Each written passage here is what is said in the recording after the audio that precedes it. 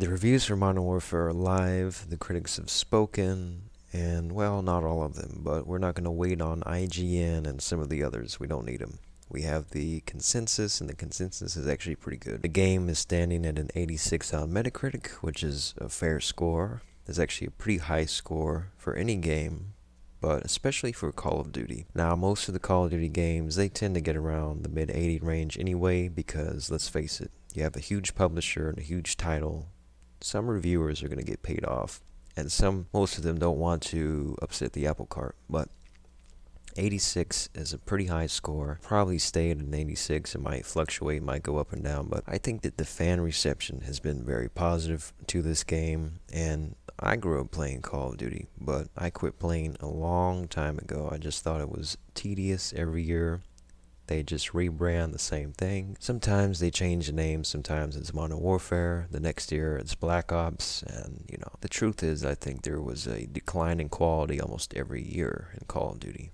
Some people have different opinions, but a lot of the player base is kids, and I was a kid playing it. That was the stereotype at the time. But I want to say that you should probably pick this game up if you're a Call of Duty fan. If you're not a Call of Duty fan, I don't know if this is the time for you to start playing, but of course, they've done a lot of things to please people, at least on the surface. We don't know what they're trying to do later on, but they've taken a lot of tips from Battlefield, and Battlefield hasn't done so well lately, and that's probably because of EA, and Activision hasn't done so good for Call of Duty in the past almost a decade now. But it's not about supporting the company or even the brand, but it is about supporting a good game, and it looks to be a pretty good game.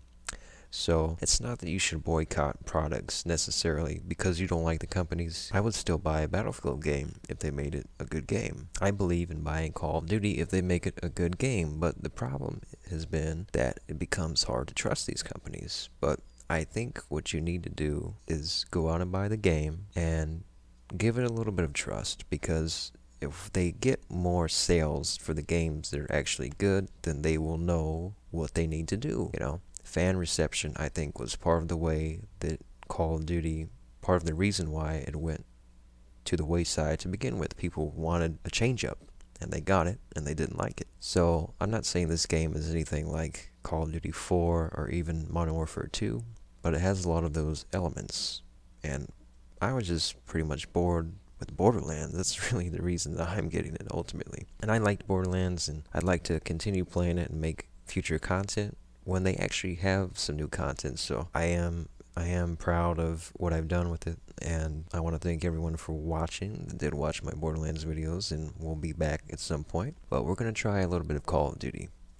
I'm an old school veteran on Call of Duty, very good at Call of Duty, and there aren't many games out for a while, except for Death Stranding, which is the #1 priority. But we're going to try some Call of Duty in the meantime, and I think you should buy it too. If you like Call of Duty, and even if you're from Battlefield, I think a lot of players came from Battlefield from Call of Duty, and now they're coming back because Battlefield, all it takes is one bad game to switch the pendulum. So I think it's a good game. I think it's worth buying, and I hope that they keep their promises. They probably, I don't know, they might not, but it's the start of something new, perhaps. So